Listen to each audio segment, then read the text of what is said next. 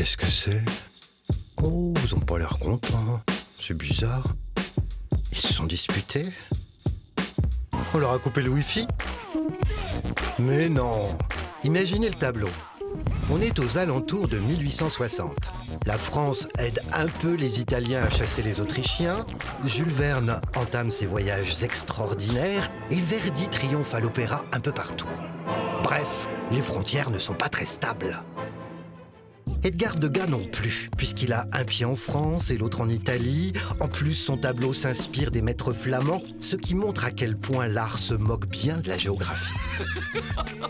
En peignant sa propre famille, Degas sait en tout cas mettre du mouvement dans un portrait immobile. Regardez bien.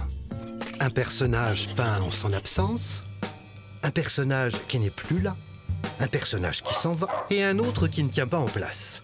Pas de doute, Degas fait bouger les lignes. D'ailleurs, ce n'est plus un tableau, c'est une analyse psychologique.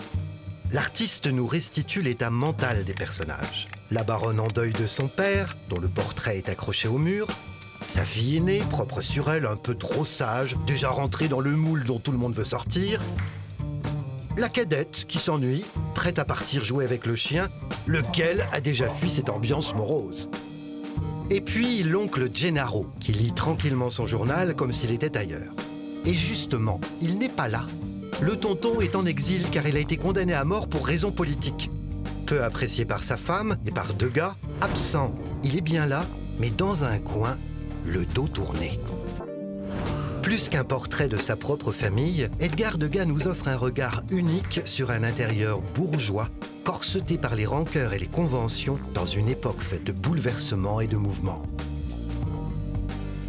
La famille Bellelli reste dans l'atelier de Degas jusqu'à sa mort, ce qui montre l'attachement du peintre à sa toile. Et ce n'est qu'en 1986 qu'elle ira s'installer au musée d'Orsay.